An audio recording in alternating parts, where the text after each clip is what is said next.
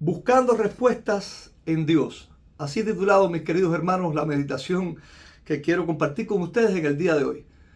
Bueno, el huracán Milton se acerca cada vez más a las costas de la Florida y se piensa que esta noche va a llegar a las costas entre Sarasota y Tampa. Y las noticias son aterradoras, hermanos. Se anuncia un huracán devastador que puede destruir muchas propiedades, puede causar daños a vidas humanas y todo el mundo está aterrado con lo que esto puede atraer a esta nación.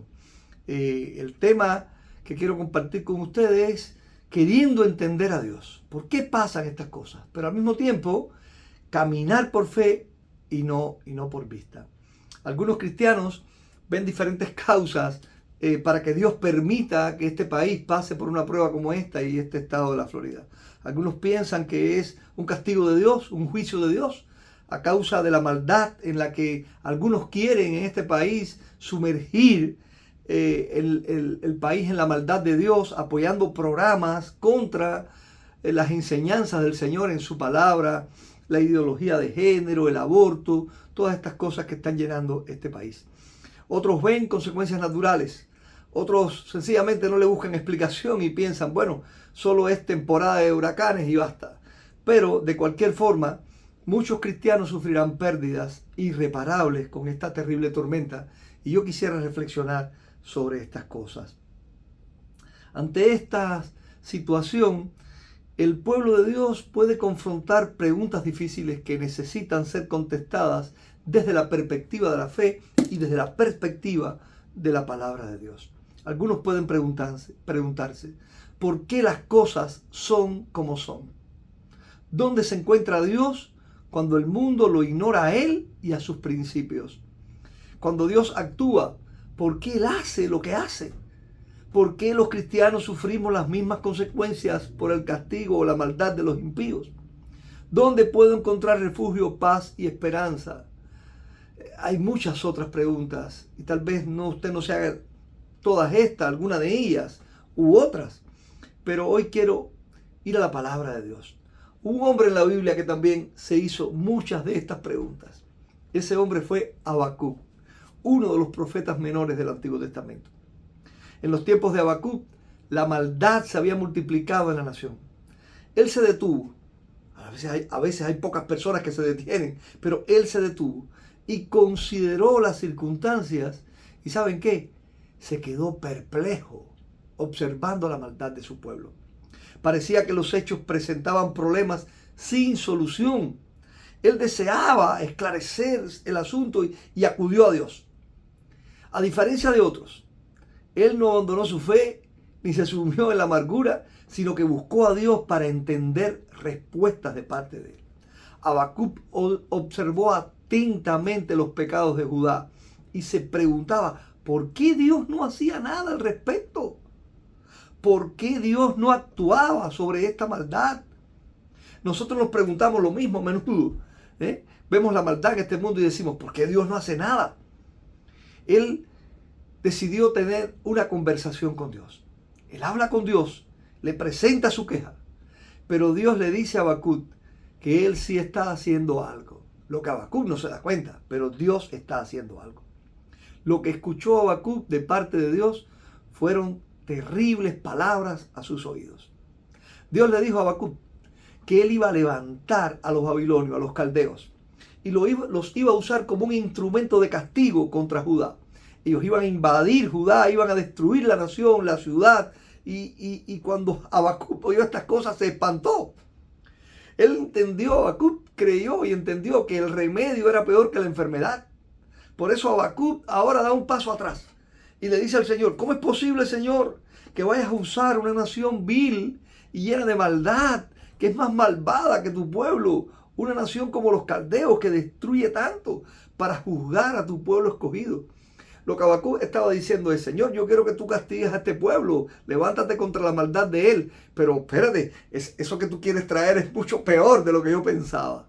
Estas personas son más malas. De hecho, Habacuc dice en sus palabras, en el capítulo 1, versículo 13, le dice, ¿por qué ves a los menospreciadores y callas cuando destruye el impío al que es más justo que él. Él entendía, bueno, la nación mía tiene pecado, pero no está tan mal. No es tan mala como aquellas otras naciones de los caldeos. No uses a esos viles para juzgar y para traer juicio sobre el pueblo santo. Bueno, Dios no se detiene a explicarle a Habacuc la respuesta a su dilema, pero lleva al profeta a un punto de confianza en él por medio de la fe. Por medio de la fe, Dios le habla a Habacuc y le dice, mira, esta destrucción vendrá, pero tú no te preocupes por los justos, porque él le dice, porque el justo por la fe vivirá. El justo por la fe, en el capítulo 2, versículo 4 dice, he aquí que aquel cuya alma no es recta se enorgullece, mas el justo por la fe vivirá.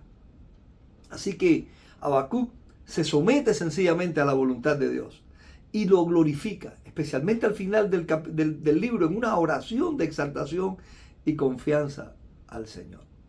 Así que, hermanos, el libro de Habacuc nos viene a ser una herramienta muy buena que Dios nos dejó para ser fortalecidos en situaciones inexplicables para nosotros.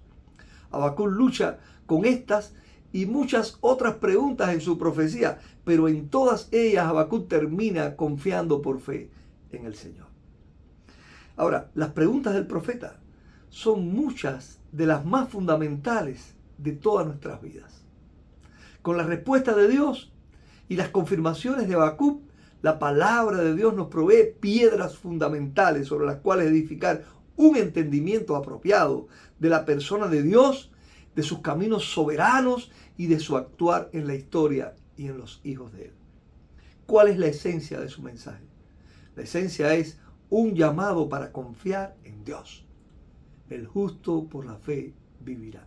Y vivir en esa justicia de Dios. Ahora, en el Antiguo Testamento hay varias referencias sobre estas verdades. Y nosotros podemos encontrarlas en toda la Biblia. En el Nuevo Testamento incluso, déjenme decirles, el Nuevo Testamento tiene varias citas sobre esta profecía de Habacuc. Romanos 1:17, Gálatas 3:11, Hebreos 10:38. Y en todas esas citas se le da una importancia a esta profecía en la palabra de Dios para ayudarnos a entender el obrar de Dios y el recurso de la fe y toda la riqueza que tiene la fe para el creyente. Habacuc deseaba vivir por vista, eso fue lo que pasó. Pero Dios le da una revelación más alta en un extraordinario mensaje de fe en el que le dice, no es por vista, es por fe. La instrucción de Dios continúa con Habacuc explicándole cómo usará las circunstancias del desastre que va a vivir la nación para tratar la condición pecaminosa de Judá en una serie de 5 ayes que afectarán tanto a Babilonia como a Judá y que están en este capítulo 2 del libro de Habacuc. Dios dice ayes contra su pueblo, ayes contra los que buscan la seguridad en la defensa física y no en Dios, ayes contra los que practican la tiranía y la opresión, ayes sobre la tierra que está haciendo el mal, y contra la idolatría también hay un ay. Sobre todas estas cosas y en medio de ellas hay una promesa sobre Jesucristo. Cuando allí en el versículo 14 del capítulo 2 dice, porque la tierra será llena del conocimiento de la gloria de Jehová, como las aguas cubren el mar. Hermanos, ¿quién puede cuestionar a Dios queriendo saber más que Él o decirle qué hacer? El Señor lo dice varias veces. Lo dice varias veces. El Señor dice, ¿quién puede decirle el vaso al alfarero, ¿por qué me hiciste así? ¿Quién puede cuestionar eso? Habacuc dice lo mismo. Habacuc dice en el versículo 20 del capítulo 2, mas Jehová está en su santo templo, calle delante de él toda la tierra. Y aunque todavía queda un capítulo en Habacuc, el capítulo final de Habacuc es una oración. Así que la profecía real de Habacuc termina en este versículo cuando él dice, bueno, yo he cuestionado a Dios, pero Dios ha tomado una decisión y ¿quién puede cuestionarla? Él está sentado allí, Él está sentado en su santo templo, calle delante de Él toda la tierra. ¿Saben que yo he visto muchas veces usar este versículo para pedir silencio dentro del templo? ponen este versículo en el templo como para decir a las personas estén en silencio mientras estamos adorando. Pero ese no es el sentido de este versículo. El sentido de este versículo es que a Dios soberano no se le cuestiona.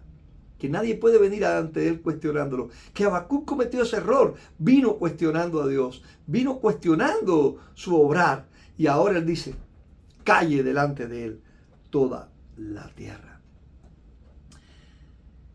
Queridos hermanos, Juan en su primera carta, en el versículo 5, capítulo 5, versículo 4 dice, porque todo aquello que es nacido de Dios vence al mundo. Y esta es la victoria que vence al mundo, nuestra fe. La fe es puesta por Dios en un libro del Antiguo Testamento para mostrar que nuestra relación con Él tiene que partir de la fe. Para entenderlo a Él hay que partir de la fe. Y Habacuc entiende esto y hace esta oración final en el capítulo 3. Es una oración que registra el triunfo de la fe. Por medio de su perseverancia y paciencia, Habacuc vivió y obtuvo esa victoria por medio de la fe. Hermanos, los cristianos deben acudir a este libro maravilloso para encontrar dirección, consuelo, cuando sea difícil, cuando sea inexplicable, cuando no entiendas los propósitos de Dios y por qué la vida te está llevando a esta situación. El principio de vivir por fe es el fundamento, hermano, de la vida cristiana. En esencia, Habacuc se enfrenta al problema de cómo actúa Dios en la historia humana, pero entiende que Dios sencillamente le pide a él que crea por fe, que él sabe lo que está haciendo y cómo hacerlo. No propone Dios a Habacuc y Habacuc lo hace una respuesta clara a todas las interrogantes de la vida, pero sí una actitud ante esas interrogantes, una actitud de paciencia, fe, saber esperar en Dios y entender que Él reina sobre todas las cosas. Hay un libro maravilloso que me gusta mucho a mí, que se llama Cuando lo que Dios hace no tiene sentido. Está escrito por James Dobson. Yo lo tengo, pero ahora lo tengo prestado, precisamente se lo presté a unas personas que amo en la iglesia y que están enfrentando pruebas difíciles. En ese libro, James Dobson nos dice lo que Dios hace sí tiene sentido, aun cuando no lo tenga para nosotros. Las cosas que Dios hace tienen sentido, aun cuando no las tengan para nosotros. Hay un punto en el que él se plantea unos tópicos de fe. Hay un capítulo sobre el plan donde él plantea esto. Y él dice, Dios está presente e involucrado en nuestras vidas, aunque parezca que no nos oye o que nos ha abandonado. El tiempo en que Dios actúa, dice él, es perfecto, aun cuando parezca estar desastrosamente atrasado. Otro tópico es las razones que no se pueden explicar. Los seres humanos somos increíblemente valiosos para Dios. Por razones que no se pueden explicar, los seres humanos somos increíblemente valiosos para Dios. Y un tópico también que me gusta mucho, sus brazos son muy cortos para luchar contra Dios. No trate de hacerlo, no trate de hacerlo. Al final de uno de sus capítulos él dice, lo que he tratado de decir es que nuestra opinión de Dios es muy pequeña, que nosotros los mortales no podemos ni siquiera imaginarnos la grandeza de su poder y su sabiduría. Él no es simplemente el hombre que está ahí arriba, o el gran conductor del cielo, o alguna clase de mago que hará a favor de nosotros lo que nosotros queremos, si decimos las palabras apropiadas. No nos atrevamos a empequeñecer a de quien David en Primera de Crónicas, capítulo 29, versículos del 10 al 13, proclama como, bendito tú, oh Jehová, Dios de Israel, nuestro Padre, desde el siglo y hasta el siglo. Tuya es, oh Jehová, la magnificencia, la ciencia y el poder, la gloria, la victoria, el honor, porque todas las cosas que están en los cielos y en la tierra son tuyas. Tuyo, oh Jehová, es el reino, y tú eres excelso sobre todo. La riqueza y la gloria proceden de ti, y tú dominas sobre todo. En tu mano está la fuerza y el poder, y en tu mano el hacer grande y el dar poder a todos. Ahora pues, Dios nuestro, alabamos y loamos tu precioso nombre. Mis queridos hermanos, si de veras comprendiéramos la majestad del Señor y la profundidad de su amor hacia nosotros, indudablemente nosotros aceptaríamos esas ocasiones cuando Él desafía la lógica y la sensibilidad humana. La aceptaríamos por la fe. En realidad no es lo que nosotros debemos hacer. No es las preguntas o las dudas que tenemos. La realidad es que Dios sigue siendo Dios. Cuente con que a lo largo del camino usted tendrá experiencias que lo dejarán perplejo. Eso sucederá. Pero manténgase firme en la fe. Manténgase firme en la fe y recuerde que sin fe no podemos agradar a Dios. No sucumba en ningún momento a las garras de las incógnitas que no tienen respuesta.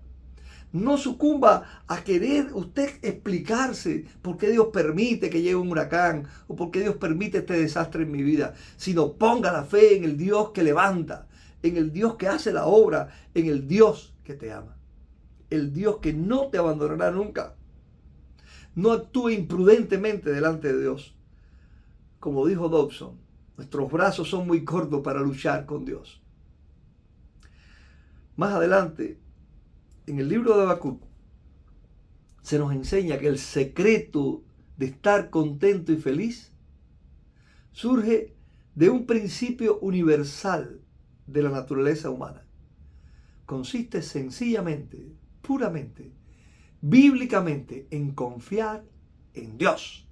Confiar en Dios a pesar de las circunstancias, en no esperar demasiada perfección de la vida, porque viene un día mejor para aquellos cuya fuente de satisfacción es Jesucristo. Así que la felicidad y la contentura del creyente no está en este mundo, está en confiar por fe en su Señor.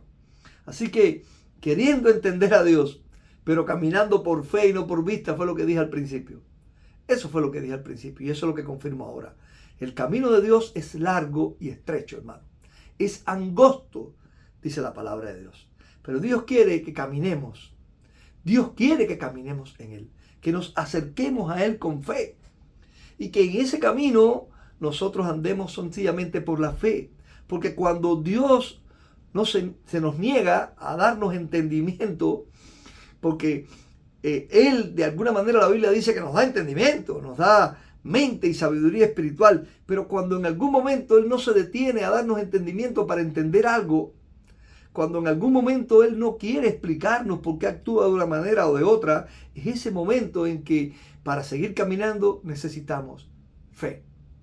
Fe, confianza. Cuando nuestro entendimiento no alcanza, entonces el resto del camino tiene que ser recorrido por la fe. Dice 2 Corintios 5:7, porque por fe andamos y no por vista. Quiero terminar esta reflexión leyendo unos fragmentos de esta oración de Habacuc en el capítulo 3. Él dice: oh Jehová, he oído tu palabra y temí. Oh Jehová, aviva tu obra en medio de los tiempos. En medio de los tiempos, hazla conocer. En la ira, acuérdate de la misericordia. Eso dice preciosamente ahí Habacuc. Él dice después, hablando de todo lo que vendría, se levantó Dios y midió la tierra, miró e hizo temblar a las gentes. Los montes antiguos fueron desmenuzados, los collados antiguos humillados, sus caminos son eternos. Te airaste, oh Jehová, contra los ríos te airaste, fue tu ira contra el mar. Después dice, te vieron y tuvieron temor los montes. Pasó la inundación de las aguas, así como vendrán ahora también. Y al final declara, oí y se conmovieron mis entrañas. Ciertamente nosotros también, hermano, cuando pensamos en este ciclón que viene, en estas inundaciones de agua, en lo que podría ser o no la ira de Dios en este ciclón, cuando lo oímos, cuando vemos el desastre que puede traer, se conmueven nuestras entrañas. Y Él lo dice, oí y se conmovieron mis entrañas. A la voz temblaron mis labios, temblaron Pero él declara, aunque la higuera no florezca, ni en las vides haya fruto, aunque falte el producto del olivo y los labrados no den mantenimientos, y las ovejas sean quitadas de la majada y no haya vacas en los corrales, con todo yo me alegraré en Jehová y me gozaré en el Dios de mi salvación. Jehová el Señor es mi fortaleza, el cual hace mis pies como de sierva y en mis alturas me hace andar. Amados hermanos, esta es la oración de Habacuc. Que esta sea la oración de confirmación de fe nuestra también. Sabemos que viene un momento difícil para esta nación y para este estado y para muchas personas, y entre ellos muchos cristianos. No sabemos por qué Dios ha actuado así y no queremos tampoco entenderlo. Tenemos que tener fe. Tenemos que tener fe en el Señor. Algunos de nosotros sufriremos los embates de este ciclón. Algunos podremos ver los ángeles de Dios protegiendo nuestras vidas y nuestras familias y nuestras posesiones. Algunos sufrirán pérdidas, pero sobre todas las cosas, no pierdas el gozo y la felicidad de ser un hijo de Dios. Dios está con nosotros. Nuestro refugio es el Dios de Jacob. Que Dios nos bendiga, mis amados hermanos.